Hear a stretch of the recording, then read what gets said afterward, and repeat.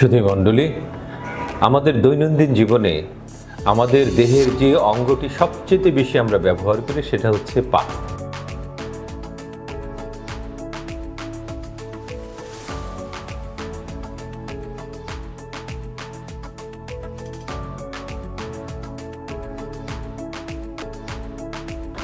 এ পা দিয়ে আমরা হাঁটি, পা দিয়ে আমরা দৌড়াই।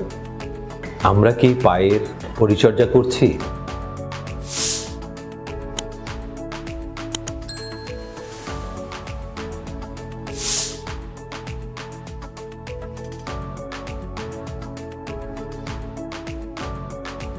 সঠিক নিয়মে পাকে কি আমরা কোনো চিকিৎসা দিচ্ছি?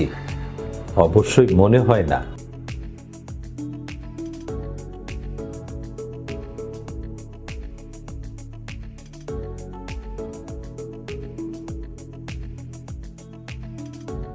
আমাদের পায়ে একটা রোগ হয় যাকে বলা হয় রেস্টলেস লেগ,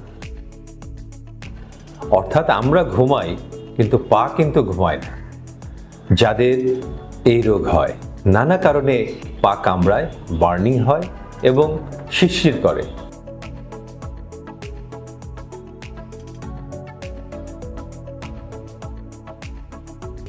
ডায়াবেটিক জনিত স্নায়ুরোগ হলে পা কামড়াতে পারে, যাকে ডায়াবেটিক নিউরোপ্যাথি বলে। বিশেষ করে মেয়েদের পোস্ট মেনোপজাল সিনড্রোম এর সময় হতে পারে। 50 বছর বা 60 বছর হয়ে যায়, তখন পোস্ট মেনোপজাল সিনড্রোম হয়। সে সময় সারা শরীরে একটি প্রদাহের তৈরি হয়, বিভিন্ন জায়গায় বার্নিং হয় এবং সেই সাথে পায়েও বার্নিং হয় এবং পায়ে শিরশির করে।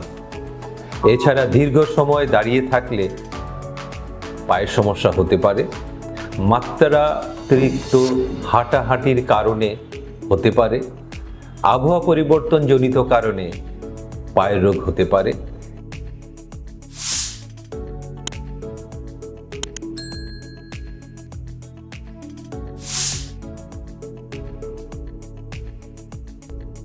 এছাড়া আরেকটি রোগ আছে, এটা আমরা অনেকেই জানি না, ভাস্কুলারাইটিস।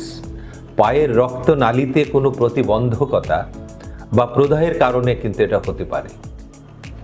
এক্ষেত্রে অবশ্যই একজন ভাস্কুলার সার্জনের শরণাপন্ন হতে হবে এই ক্ষেত্রে, যদি ভাস্কুলারাইটিস হয়। এছাড়াও পায়ের আরও কিছু কারণে পায়ের কিছু রোগ হয়, যেমন রক্তে হিমোগ্লোবিনের মাত্রা যদি কমে যায়, শরীরে যদি পানি শূন্যতা দেখা দেয় বা ইলেকট্রোলাইট ইমব্যালেন্স হয়, পা চাবাতে পারে। এটি একটি অস্বস্তিকর রোগ। ধন্যবাদ।